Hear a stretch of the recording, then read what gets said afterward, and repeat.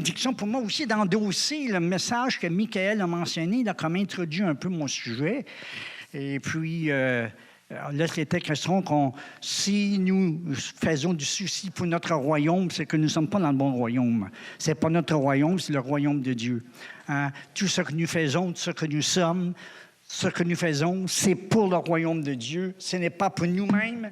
Marie, nous en sommes bénis. Nous ne le faisons pas pour être bénis, nous le faisons pour bénir les autres et pour louer notre Dieu.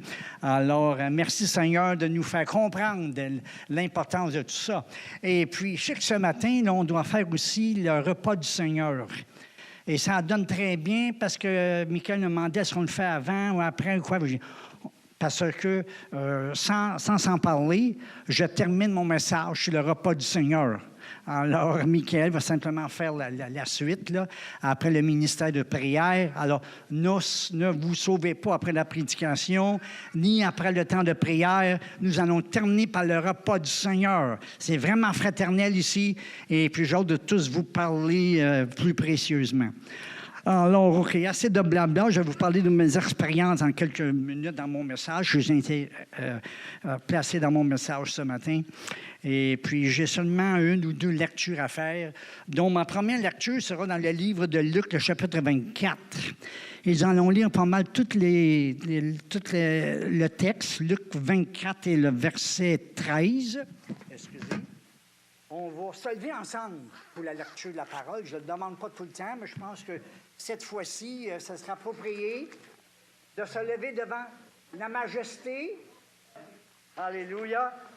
Et de suivre la lecture ensemble dans le chapitre 4. Et si on se place dans le contexte, Jésus vient de ressusciter. Ça fait à peine une journée. Et puis déjà... deux disciples sont découragés, désemparés. Parce que le royaume qu'ils pensaient d'établir avec Jésus, mais il n'a pas eu lieu, selon leur façon de voir. Et puis dans Luc, le chapitre 24, le verset 13, il est écrit ici, « Et voici ce même jour, le même jour de la résurrection. » Oui. Deux disciples allaient à un village nommé Emmaüs, éloigné de Jérusalem de 60 stades, plus ou moins 8 kilomètres. Puis ils s'entretenaient de tout ce qui s'était passé. Et pendant qu'ils parlaient, ils discutaient, Jésus s'approcha, il fit route avec eux, mais leurs yeux étaient empêchés de le reconnaître. Ça vous est-tu déjà arrivé, ça? Hein? Ensuite, il leur dit, « De quoi vous entretenez-vous en marchant? » Puis ils s'arrêtèrent, l'air attristé. Quand je regarde ça, ce texte-là, parce que j'essaie toujours de voir en profondeur les répliques et ce que Jésus leur disait, on voit ici que Jésus s'approche d'eux, puis ils ne savent pas que c'est Jésus, ils ne le reconnaissent pas. Et puis là, Jésus leur demande, « De quoi vous parliez en chemin, là? » Je pense peut-être certains de nous aurions honte de dire de quoi nous parlions. Oh, nous parlions de sport, nous parlions là, de mon voyage et tout ça. Mais Jésus savait que leur conversation se dirigeait vers leur déception. Et puis, dans le verset, dans le chapitre 24, dans le verset, maintenant, nous sommes rendus à 18, l'un d'eux, nommé Cléopas, lui répondit, « Es-tu le seul qui, séjournant à Jérusalem, ne sache pas ce qui est arrivé ces jours-ci? » Quoi, leur demandait-il? Et encore, j'imagine, la scène s'était mise dans un sens contemporain. Comment, tu n'as pas écouté TVA aujourd'hui? Tu ne sais pas ce qui s'est passé? C'est annoncé partout? Non, de quoi vous parlez? Pierre peut dire, c'est quoi ce TVA? En tout cas, bon. Et ils lui répondirent, ce qui est arrivé au sujet de Jésus de Nazareth, qui est un prophète puissant en œuvre et en parole devant Dieu, devant tout le peuple, et comment les principaux sacrificateurs et nos magistrats l'ont livré pour le faire condamner à mort et l'ont crucifié. Et là, un verset triste, nous espérions que ce serait lui qui délivrerait Israël. Nous espérions que nous ferions partie, que nous pourrions élever un royaume ici dans notre pays. Mais voilà, tout cela, le troisième jour, que ces choses se sont passées. Il est vrai que quelques femmes d'entre nous ont fort étonnés. s'étant rendus de grand matin au sépulcre. Et n'ayant pas trouvé son corps, ils sont venus dire que des anges leur sont apparus et ont annoncé qu'il est vivant. Et quelques-uns de ceux qui étaient avec nous sont allés au sépulcre, puis ils ont trouvé les mêmes choses, les choses comme les femmes leur avaient dit, mais lui, ils ne l'ont point vu. Alors Jésus leur dit, « Ô hommes sans intelligence et dont le cœur est lent à croire tout ce qu'ont dit les prophètes, ne fallait-il pas que le Christ souffre ces choses et qu'il entre dans sa gloire? » Alors Jésus commence à parler de lui-même sans qu'eux sachent que c'est de lui-même qu'il parlait. Et puis ensuite, et commençant par Moïse et par tous les prophètes, il leur expliqua dans toutes les Écritures ce qui le concernait. Et ensuite, lorsqu'ils furent près du village où ils allaient, il parut vouloir aller plus loin, mais ils le pressèrent en disant « Reste avec nous, car le soir approche, le jour est sur son déclin. » Alors il entra pour rester avec eux. Et pendant qu'il était à table avec eux, il prit le pain, et après avoir rendu grâce, il le rompit et le leur donna. Alors leurs yeux s'ouvrirent et ils le reconnurent, mais il disparut de devant eux. Puis ils se dirent l'un à l'autre, « Notre cœur ne brûlait-il pas au-dedans de nous lorsqu'il nous parlait en chemin et nous expliquait les Écritures? » Alors, Seigneur, prends cette parole, qu'elle puisse être un baume sur les cœurs de plusieurs et une bénédiction pour ceux qui ont faim et soif de ta présence. Merci, Seigneur, que tu es là avec nous et que tu ne nous laisses jamais tomber. Amen. Merci. Vous pouvez prendre vos places. C'est tout un contexte, hein? Alors, Jésus est ressuscité, ils ne le savaient pas. Jésus était là auprès d'eux, et ils ne le reconnurent pas. Et puis, ils ont même parlé de certaines femmes qui sont allées au tombeau, et puis qui ont vu que le tombeau était vide. Puis là, bien, c'est une histoire aussi assez triste, ça, parce que là, si on lit dans ce chapitre de Jean, le chapitre 20, là, il est écrit que les femmes sont allées au tombeau, puis ont vu que le tombeau était vide. Alors, la femme voyait le sépulcre et pleurait parce qu'il était vide. Alors, elle voit un ange ou une forme apparaître à côté d'elle, et puis l'ange lui demande « Pourquoi pleures-tu? Pourquoi tu pleures? » Elle répondit, « Je ne sais pas où est Jésus. Il était ici, puis il est disparu. Je ne sais pas où ils ont mis ce Jésus. » Alors, les deux histoires se ressemblent. Hein? Elle n'a pas reconnu Jésus tant qu'il n'a pas appelé par son nom. Finalement, elle dit, « Marie! » Et là, elle l'a reconnu. Et puis, les deux disciples ont reconnu Jésus lorsqu'il a fait la fraction du pain. Ah, c'était lui. On aurait dû le savoir que c'était lui. Ah, voilà, c'est une bonne nouvelle. Alors, on voit que ces disciples étaient plutôt tristes en se promenant sur le chemin. Et puis là, je me pose toujours des questions, moi, je lis le texte. J'aime savoir le fond des choses. J'aime placer le texte dans un contexte, je pourrais dire, plus contemporain, qui est plus, qui est possible pour moi de reconnaître. Alors, je me suis demandé certaines questions, comme vous peut-être, quand vous lisez certaines portions de la Bible. Comment ça se fait que les disciples n'ont pas reconnu Jésus? Ils sont des disciples, ils l'avaient vu à plusieurs reprises. D'ailleurs, ils étaient au courant des femmes qui avaient été voir les disciples et dit qu'il n'est plus là, etc. Alors, ces gens-là, pour Jésus, n'était pas un inconnu. Maintenant, plusieurs diront, mais c'est parce que Jésus avait un corps transformé, il ne ressemblait plus à ce qu'il était auparavant, alors personne ne pouvait le reconnaître, etc. Et je crois que cette réponse-là peut être valable, mais je ne crois pas que cela est la pleine vérité. Et puis, alors, mais pourquoi est-ce que leurs yeux ne le reconnurent pas? Et c'est spécifié dans la Bible, ils ne le reconnurent pas. Pourquoi? Pourquoi est-ce que des fois Jésus se tient près de nous et on ne ressent pas sa présence? Ou on n'entend pas sa voix? On ne sait pas qu'il est là. On a tous passé par des épreuves. Que Jésus était là, on ne savait pas. Que Jésus était là, mais on ne le reconnaissait pas. Et quand j'ai passé ces 13 jours à l'hôpital, au mois d'octobre, je vais vous en parler plus tantôt, Jésus était là, mais des fois, je ne pensais pas qu'il était. Et puis, j'ai eu honte après ça de savoir qu'après tout ce temps-là, après mes tant d'années de ministère, que je n'ai pas reconnu Jésus comme j'aurais dû le reconnaître à ce moment-là. Je vous en parle plus tard. Mais c'est pour ça que je peux vous dire qu'une des raisons pour lesquelles on ne reconnaît pas Jésus dans les vies de tous les jours, c'est parce qu'on s'entretient trop sur des mauvaises nouvelles. Les disciples, eux, ils parlaient de « malheureux, hein, ce Jésus, on pensait qu'il serait notre roi, qu'on établirait un royaume. » Alors, ils avaient de la peine. Ils parlaient des mauvaises nouvelles de la journée.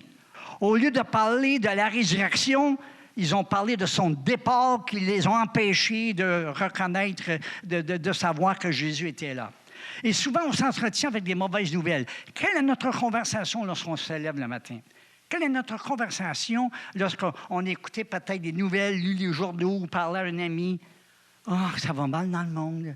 Ah, c'est épouvantable. As-tu vu la condition des jeunes d'aujourd'hui? As-tu vu tous les meurtres qui se passent dans la ville de Montréal et ailleurs? » Et lorsqu'on entraîne nos pensées à penser comme ça, c'est sûr qu'on va oublier que Jésus est là malgré tout.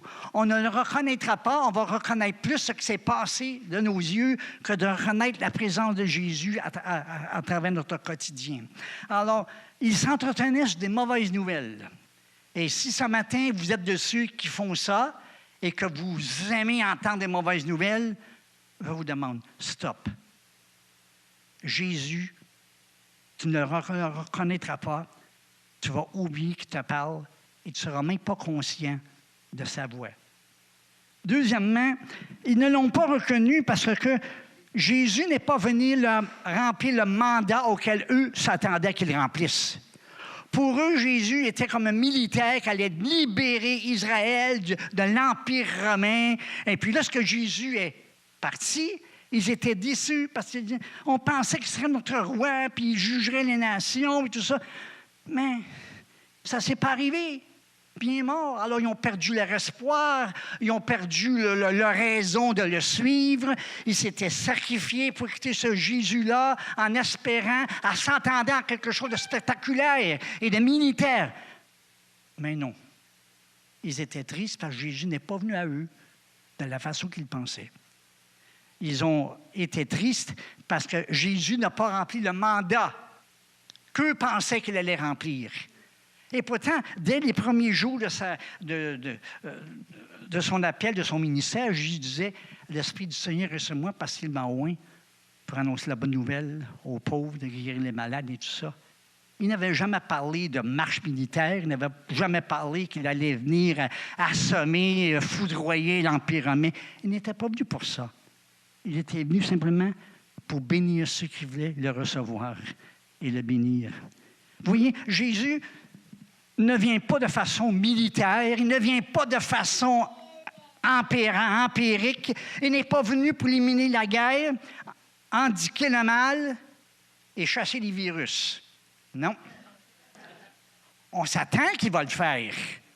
On croit qu'il va le faire. Mais des fois, excusez-vous décourager, là, mais ça ne marche pas comme ça. Hein?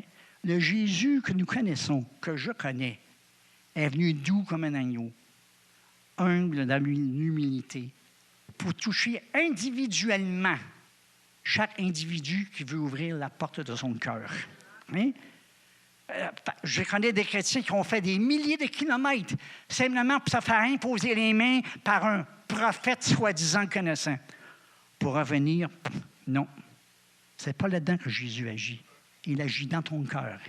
Et voici, je frappe à la porte.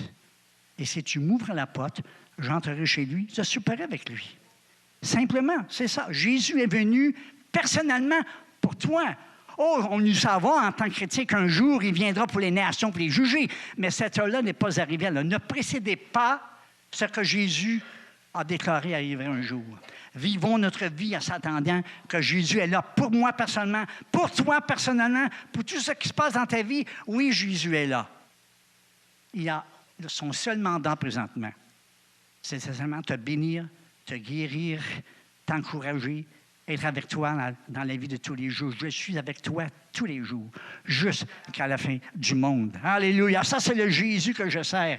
Également, mais Jésus n'est pas venu. Ils étaient tristes parce que Jésus n'est pas venu de la façon qu'ils l'imaginaient. Hein?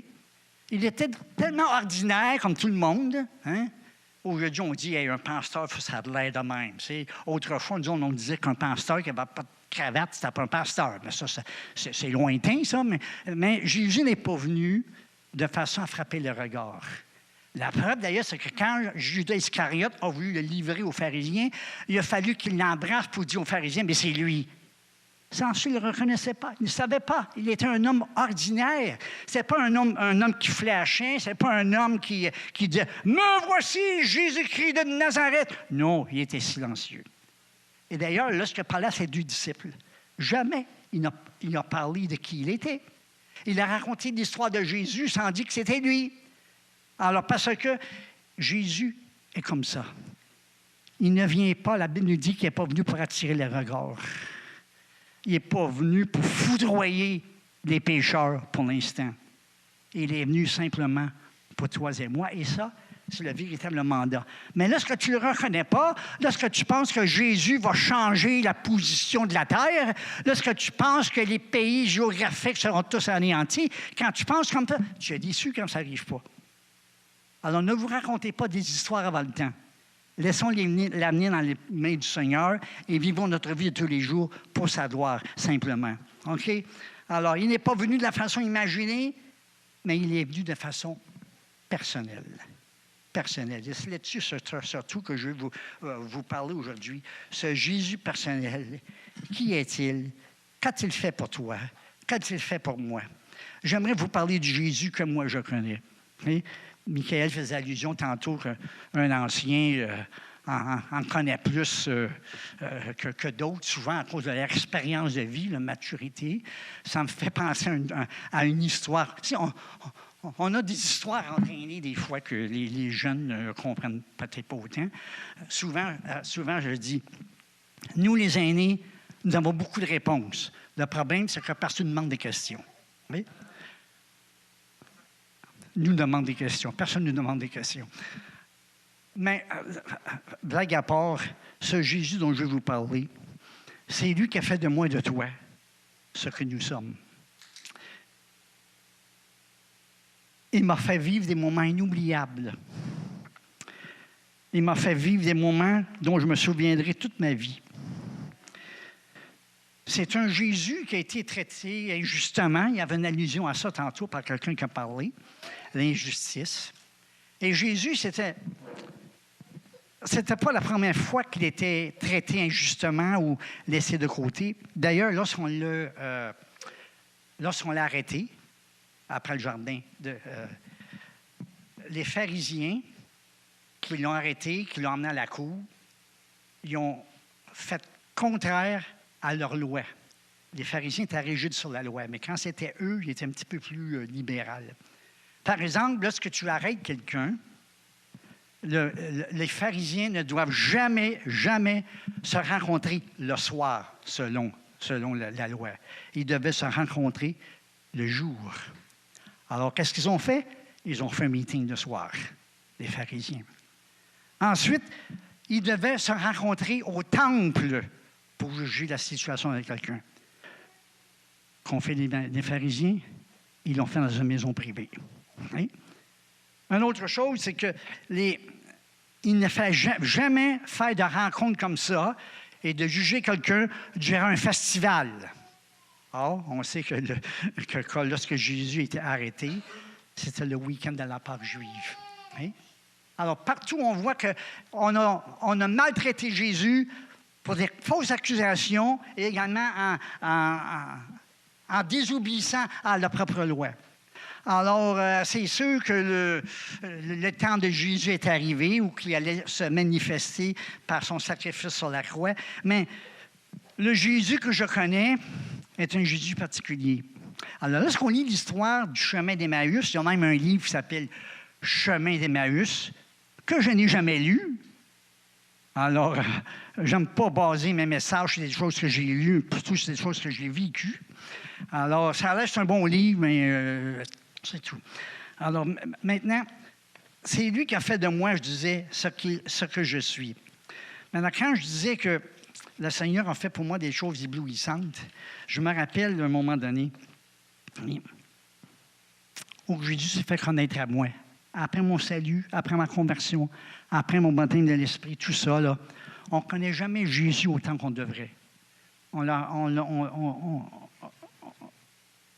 me rappelle à un moment donné, je fus invité à Syracuse, dans l'État de New York. Et puis, comme traducteur en français, pour des prédicateurs qui étaient invités au congrès, qui rassemblaient seulement des hommes. Promise Keepers, c'était très populaire il y a quelques années.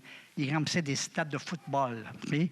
Alors, j'étais dans ce stade de football qui contenait 42 000 personnes, puis il y avait 42 000 hommes et garçons qui étaient là. Une chose... C'est émouvant seulement le voir. Puis moi, j'étais en haut, là, complètement dans les gradins, pour traduire en français le texte qui m'arrivait sur un écran, qui était le texte que le prédicateur disait, puis bien loin en bas. Okay? J'étais là dans mon...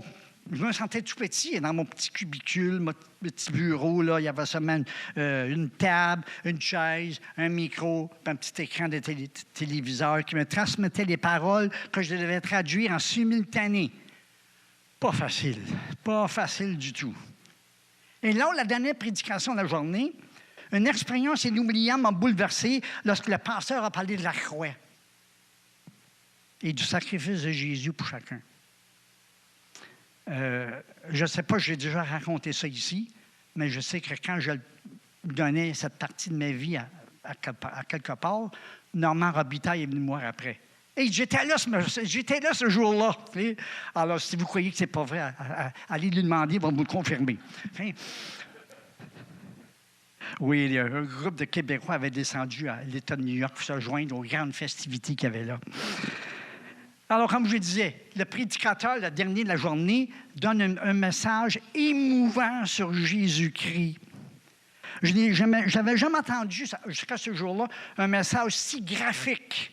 Il n'y avait pas de PowerPoint dans le temps, là. Il n'y avait pas de vidéo pour confirmer. Seulement la voix devant 42 000 personnes. Je n'ai jamais entendu un message si graphique, si illustratif, si émouvant sur la croix et les souffrances de Jésus. Il me semblait entendre les clous pénétrer dans ses mains. Il me semblait ressentir la couronne d'épines qui se plaçait sur sa tête. C'était si puissant que je me suis mis à pleurer à chaudes larmes et je devais traduire. Alors, j'ai dû dire aux gens qui étaient là, à ceux qui avaient des écouteurs, parce qu'ils ne comprenaient pas l'anglais, « Excusez-moi, je ne peux plus continuer pour l'instant. Je pleure à chaudes larmes et j'ai envie de redonner ma vie à Jésus. » C'est ça que j'ai dit. C'est fort, OK?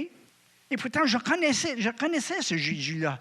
Il n'était pas un étranger. Je savais qu'il avait payé le prix pour moi. Mais un bon rappel, ça fait énormément de bien. Alléluia. Et au moment de l'appel, là, j'ai repris mes sens, juste pour quelques instants, parce que lorsque le prédicateur fait l'appel, il y a des milliers et des milliers de personnes qui sont descendues des gradins de partout. Imaginez 42 000 personnes, la moitié des sièges se vident.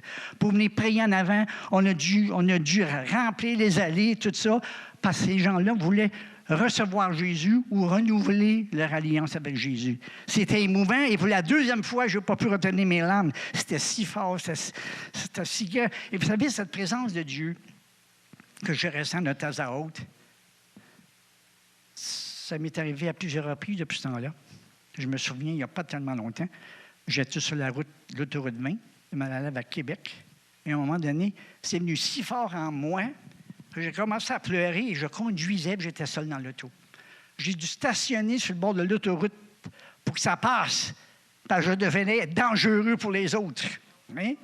Et le Seigneur m'a parlé, m'a touché et m'a rappelé son amour et sa fidélité. Sa fidélité en toutes choses. D'ailleurs, mon adjectif préféré pour décrire Jésus, c'est fidèle. Sa fidélité qui dure à toujours. Ta fidélité est grande. En tout cas, bon. Je ne suis pas un chanteur, mais ça me rappelle des souvenirs formidables. Alors, et c'est important de savoir que Jésus se révèle fort pour toi, pour que tu saches vraiment qu'il est réel. Si vous n'avez jamais fait d'expérience réelle avec Jésus, puis vous venez à l'Église parce que vos amis sont là, puis vous voulez avoir du monde, parce qu'il va y avoir du café, là, il faut aller plus loin que ça. Il faut demander que le Seigneur Jésus vienne émouvoir ton cœur, tes pensées. Soyez renouvelés dans vos pensées, votre intelligence, dit bon, parce que nos pensées ne sont pas les pensées du Seigneur. Nos voix ne sont pas ses voix. Et nous devons absolument demander au Seigneur une touche puissante de sa part. Maintenant, un tel moment-là, ne s'oublie pas. Il m'a communiqué à nouveau sa paix, Marie, je l'avais, une plus forte dose de son amour pour ce Jésus qui a tant souffert pour moi. Les mots me manquent pour le décrire de la même manière que le pasteur que j'ai entendu, dont j'oublie le nom. Mais je me suis identifié à ce que l'apôtre Paul disait dans 1 Corinthiens, chapitre 2. Lorsqu'il dit, à partir du verset 3, 4 et 5, « Je ne veux déclarer parmi vous aucune autre chose que Jésus-Christ et Jésus-Christ crucifié. » Et à un moment donné, je me suis mis à arrêter. Il me disait, « Il me semble qu'il n'est pas seulement crucifié, mais il est aussi ressuscité. » Mais ce n'est pas ça que Paul a dit. Jésus-Christ et Jésus-Christ crucifié. Pourquoi? Parce que ce n'est pas le tombeau vide qui nous a sauvés, c'est la croix. Notre vie personnelle avec Jésus n'a pas commencé à l'histoire de la résurrection, elle a commencé à l'histoire de sa crucifixion. Le prix que nous avons payé, que Jésus a payé et que nous avons dû reconnaître, c'est le fait que Jésus a été crucifié. Oui, je sais qu'il y a une suite à l'histoire, nous le savons en tant que chrétiens, mais avant que nous ressuscitions, nous avons dû mourir avec le Christ. Nous avons dû mourir avec lui, nous avons dû accepter ce qu'il voulait nous offrir en tant que femmes et filles et hommes et garçons. La crucifixion de Jésus est le message central de la parole de Dieu. La crucifixion, c'est pour tout le monde, mais la résurrection, c'est surtout pour ceux qui le connaissent. Oui? Je ne veux pas vous induire dans une affaire trop compliquée, là, mais notre salut, c'est à la croix que je l'ai vécu, mon salut. Le tombeau vide, c'est le bonus qui vient après. Oui? Ce n'est pas devant le tombeau vide que j'ai été sauvé. C'est par la crucifixion de Jésus. Alléluia, il n'y a rien de mieux. Alors, il faut connaître Jésus-Christ et Jésus-Christ crucifié. Ressuscité, on en parlera plus tard. Mais Jésus-Christ crucifié est le message central de la parole de Dieu. À bien y penser, ce n'est pas la résurrection puis le tombeau vide qui nous a pardonné, qui nous a sauvés, qui a lavé nos péchés. C'est plutôt la croix qui a fait tout cela pour nous. C'est à la croix que nous avons consacré notre vie au Seigneur. C'est à la croix que nous sommes devenus ses enfants. C'est à la croix qu'il a payé le prix pour toi et moi. C'est à la croix que comme disait un vieux hymne, « Cette croix me sera toujours chère. Elle est gloire et victoire pour elle. Et par elle, à la vie. » Alléluia. Et par elle, je peux voir une nouvelle gloire dans ma vie. Merci Seigneur. Alors, quand j'étais 13 jours à l'hôpital, j'étais plutôt nouveau, si je parlais pour moi, si je m'arrête à ça. C'était nouveau parce que je n'avais jamais été à l'hôpital de ma vie, même pas une journée. Seulement pour voir les autres qui étaient malades, mais jamais moi. J'étais rendu à 75 ans à peu près, là, à ce moment-là. Et puis, quand l'ambulance est venue chez moi, je pensais dans un sens que je reviendrais le même jour, juste un petit check-up rapide, mais je suis resté là 13 jours, sans aucun symptôme. C'est que j'avais perdu, je vous l'explique parce que vous m'avez vu peut-être quand je vous parlais puis j'étais dans mon lit pour la consécration.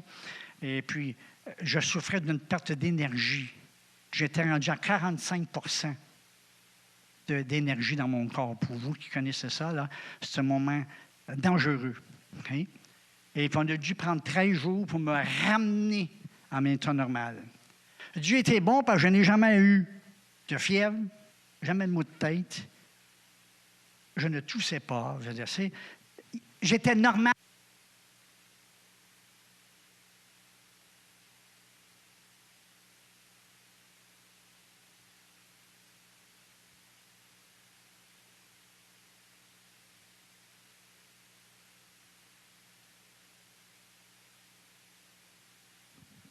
Merci, Michael. Ouais. Bon.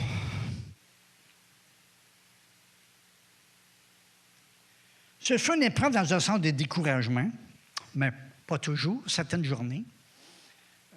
Malgré que je me sentais fort dans le Seigneur, puis j'étais encore. Il y avait des choses, j'avais des problèmes à comprendre, à saisir. Et puis, aujourd'hui, il me semble qu'après cette expérience-là, j'ai une parole personnelle pour quelques-uns parmi vous. Pour l'avoir vécu moi-même, certaines épreuves que tu passes sont des épreuves de ta foi. Hein, l'apôtre Jacques parle de l'épreuve de ta foi. C'est quoi ça? C'est pas que tu es malade, c'est pas que ça ne te tente plus de faire ci ou ça, mais c'est que c'est ta foi qui est affectée. Pas ton foi, mais ta foi qui est affectée. Et dans ces moments-là, et c'est ça qui m'est arrivé quand j'étais à l'hôpital, ta foi et tes convictions sont attaquées. Jésus, je suis ton serviteur depuis tant d'années. Je n'ai prêché que toi. Je crois que tu peux guérir. Mais me voici sur ce lit étant quasiment inutile, quasiment rien. C'est un moment où que Dieu te semble absent. À plusieurs moments, c'est comme si le ciel est d'airain et que Dieu ne répond pas. Tu te mets à douter de son amour. Tu te mets à douter de sa fidélité. Tu ne vois pas les promesses de Dieu s'accomplir pour toi comme auparavant. Bien des fois, je demandais quelque chose, ça arrivait tout de suite. Mais là, oups, ça ne fonctionnait pas. Des chrétiens quasiment autour de la planète m'écrivaient. Je recevais des douzaines et des douzaines de messages par jour, par Facebook, sur mon téléphone, par téléphone et tout ça. On priait pour moi. Je disais amen à la fin des prières et je me réjouissais du fait que pour quelques minutes, je me sentais élevé dans la présence du Seigneur. Ça, c'était pendant les premiers jours. La situation a changé par la suite. Tu t'interroges sur les intentions de Dieu pour toi. Tu t'interroges sur la continuation de ta vie, de ton ministère. Et là, tu cries comme certains psalmistes l'ont fait. « Où es-tu, mon Seigneur? Où es-tu, mon Dieu? Est-ce que tu m'entends, Seigneur? » Mais tes questionnements demeurent sans réponse. Et c'est difficile à vivre avec ça. Je pensais que je connaissais la Bible par cœur. Hein? Puis des gens m'écrivaient « Souviens-toi des promesses de Dieu. » Mais je me souvenais de rien. Étrange quand même, je me rappelais de rien. J'avais eu de la misère à répéter Jean 3,16. J'essayais de chanter un chant, il n'y a aucun chant qui me venait à l'esprit. J'étais comme vidé de tout. Puis là, je me posais des questions quand je revenais à des meilleurs moments. Comment ça se fait que je me souviens de rien? J'ai lu la Bible des douzaines de fois, d'un bout à l'autre, mais je me souviens de rien. Si jamais ça vous arrive, frère et soeur, il y a des jours là, que tu as eu beau croire, mais rien ne se passe. Ne sois pas découragé, le meilleur s'en vient. Je le sais. Le meilleur s'en vient. Parce que dans toutes ces situations-là, Dieu ne disqualifie pas ses enfants. Il ne disqualifie pas ses ouvriers. Il comprend nos doutes. Puis il sait que parfois, nos paroles vont dépasser nos pensées. Absolument. Et je me souviens de certains soirs, là, où l'épreuve de ma foi a été. Ça m'est arrivé au moins une dizaine de fois dans ma vie où que ma foi a été, je ne dirais pas affaiblie, mais attaquée par l'ennemi, par les circonstances. Je me souviens de certains soirs avoir expérimenté une épreuve de foi au sujet de mon appel. Je partais de la maison, fallait j'allais à l'église, j'étais le pasteur. Hein? En me rendant à l'église, je devais apporter l'étude du mercredi soir, mon auto ne démarre pas. Alors, je décide d'y aller en bicyclette. Mais la pluie, même, s'est mise à tomber. Il faisait soleil quand je partais, il pleuvait fort quand je m'en allais vers l'église. Elle s'est mise à tomber. En descendant de petite côte sur une des rues à Drummondville, je tombe par terre. Tout mouillé. Quelques trous dans les... Je sais que c'est populaire aujourd'hui, les jeans avec des trous. Là. Mais là, je n'ai eu ce jour-là sans sans courir après. Je tombe par terre, j'arrive à l'église avec quelques échymoses et les pantalons mouillés, tout ça là. Et pour la seule et unique fois de mon ministère, combien de personnes sont venues à l'église? 0. 0. Là, je me suis posé des questions. Ça se peut-tu, Seigneur, normalement, partout que je vais, même à mon église, tu sais, on était au moins quasiment, dans ce temps-là, 75 à 100. Personne vient le seul soir. Et là, ça a juste redoublé mon épreuve de foi. Jusqu'à quand le Seigneur manifeste encore dans les jours à suivre. Et puis, j'ai retrouvé la foi en Jésus. Alors, le pire qui peut vous arriver, frères et sœurs, c'est l'épreuve de votre foi. Mais le mieux qui peut vous arriver, c'est quand le Seigneur, par son esprit, vous en sort. Et là, vous êtes encore davantage convaincu que malgré tout, comme dit mon livre, malgré tout, tout est possible. Malgré tout, Dieu est toujours à l'œuvre. Il ne vient pas toujours te dire « Allô, allô, je suis Jésus ». Non. Il n'est pas venu avec des tonnerres pour dire « C'est moi, là. Me reconnais-tu? Je suis là. Je ne joue pas à la cachette. » Non. Jésus est, la plupart des fois, bien tranquille. Oui? Une chance qu'il est bien tranquille, parce que là, si on lui désobéit, là, il ne faudrait pas qu'il soit tranquille. Là. On aura de la misère à vivre, hein? Mais il passe par-dessus, comme si rien n'était. Il te reconnaît. Mes brebis entendent ma voix, mais elles me suivent. Malgré que des fois, les disciples n'ont pas entendu la voix, là, mais ils pensaient que Jésus était disparu, mais non. Il ne disparaît jamais, il ne disparaîtra jamais, parce qu'il sera avec toi jusqu'au bout. Alors, tu es en attente d'une réponse. La réponse ne vient pas. Tu ne comprends pas ce qui se passe. Mais sache que tu as de la valeur aux yeux de Dieu. Et le Seigneur voudrait dire, mes yeux sont sur toi. Tu as beaucoup de valeur à mes yeux. Je suis mort pour toi, afin que tu me connaisses, que tu me reconnaisses. La victoire s'en vient, attends-la. Réjouis-toi à l'avance, dit le Seigneur. Parce que tu te réjouiras à nouveau dans ma présence. N'abandonne pas mon peuple. N'abandonne pas tes amis qui me confessent. Ne dis pas, je prendrai congé de mon Seigneur. Ben, je suis là avec toi, jour après jour. Et jamais tu ne pourras être arraché de ma présence. Alléluia, Seigneur.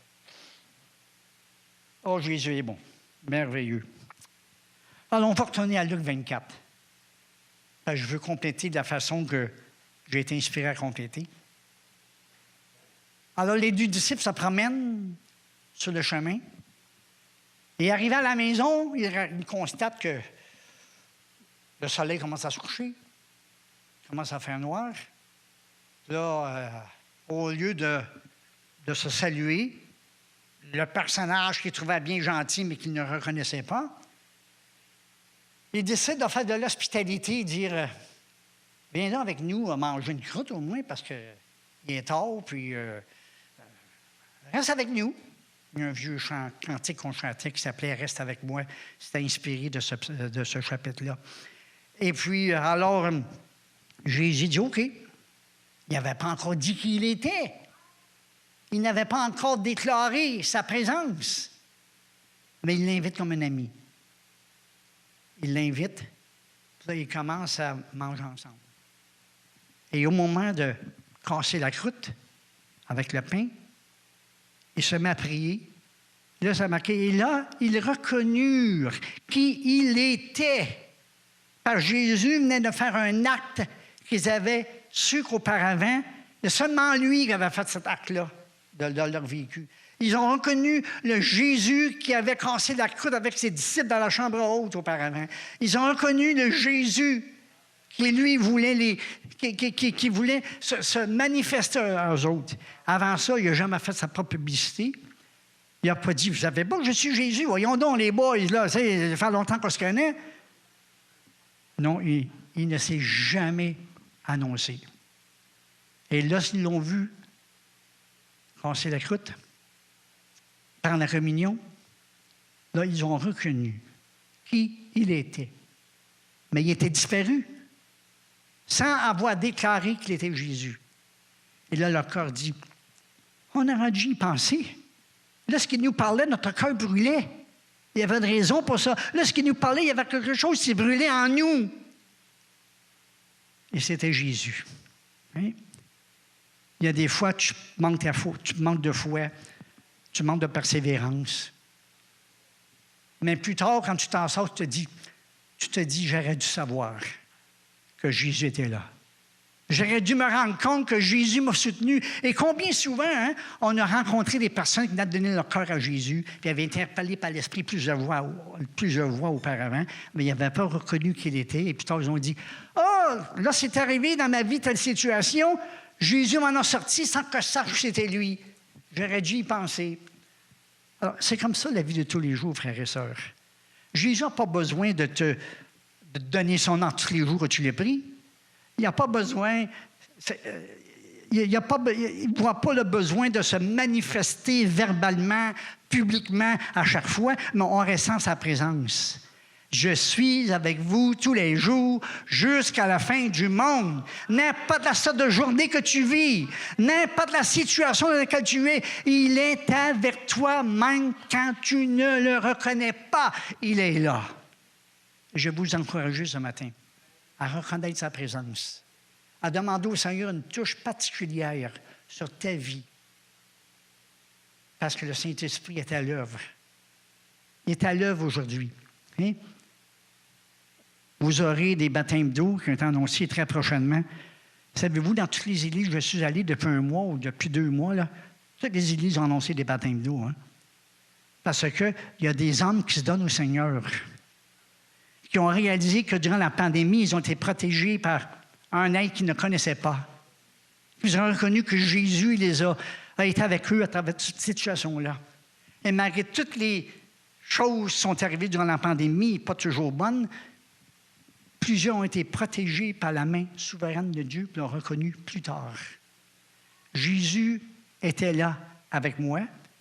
Quand je suis sorti de l'hôpital, j'étais comme un homme neuf. J'avais retrouvé toute ma force dès le 2e jour de ma sortie. Il n'y a rien vraiment qui a changé pour moi dans le sens santé depuis ce temps-là. Je suis en pleine forme. Je m'ennuyais de tout le monde. Il y en a, j'ai hâte de revoir comme vous autres, parce que nous avons été empêchés, à travers tout ce temps-là, de savoir, de se côtoyer. Mais nous voici aujourd'hui avec ce Jésus qui frappe à notre porte et qui dit, « Voici, je me tiens à ta porte et je frappe. Si tu entends ma voix, si tu m'ouvres à la porte, j'entrerai chez toi et je vais souper avec toi et toi avec moi. » Et c'est ça que les 2 disciples qui en allaient vers Emmaüs ont fait. Ils ont invité Jésus à souper. Ils ont invité Jésus, sans s'en rendre compte que c'était lui, à venir passer la soirée chez eux. Si tu ne connais pas Jésus comme tu devrais ce matin, puis tu devrais sentir sa présence, laissez-moi vous donner 2-3 conseils avant de terminer. Premièrement, invitez-le. Hein? Invitez Jésus dans votre vie, dans votre cœur, dans votre foyer. Il va souper avec vous à tous les soirs. Parce que tu as laissé ouvert la porte à son esprit et à sa puissance. Merci Seigneur, tu es bon. Et emmène également ce Jésus qui est parmi toi. Tout ce qu'il veut, c'est ton accueil. Et une fois qu'il sera chez toi, dans ta vie, dans ta maison, ne le laisse pas partir. Défendu. Hein? Gardez sa présence, gardez son amour, maintenez-vous dans sa grâce. Dites au Seigneur, je m'accroche à toi pour le reste de ma vie. Prenez une décision ferme et convaincue afin que Jésus devienne pas seulement ton ami, pas seulement un bon gars qui m'aide quand je suis mal pris, mais afin qu'il devienne un confident, un conseiller et quelqu'un qui en veut le mieux pour toi. Alors, ne le laissez pas partir, invitez-le, ne le laissez pas partir et demeurez en sa présence et appréciez sa présence jour après jour.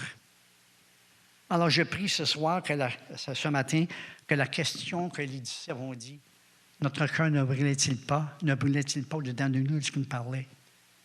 Quand la dernière fois est-ce que la parole de Dieu a brûlé ton cœur? Quand la dernière fois est-ce que la présence de Dieu t'a fait pleurer ou t'a réjoui en sa présence? Cesse de demeurer indifférent. Ressens la présence de Dieu qui va faire un changement émouvant dans ta vie, comme c'est arrivé à maintes reprises pour moi. Par la grâce de Dieu, je te souhaite le meilleur. La grâce, la bénédiction et les bontés de l'Éternel qui ne s'épuisent pas, mais qui renouvellent à chaque matin. C'est mon verset préféré. Hein?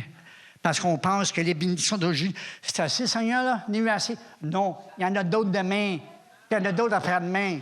Pourquoi des fois, tu n'as pas ta réponse tout de suite? Parce qu'il y a une réponse demain. Il y a une réponse la réponse s'en vient. Des fois, elle vient tout de suite, des fois, elle vient plus tard, mais sois assuré, il est présent dans ta vie, puis il veut être présent dans ta vie si tu ne le connais pas. Alors, ce matin, j'aimerais qu'on puisse passer un court temps de prière. Ensuite, on va prendre la communion. On va faire comme les disciples dont je viens vous parler. Alors, ne sauvez-vous pas. Demeurez jusqu'à la fin. Il y a des choses merveilleuses qui s'en viennent.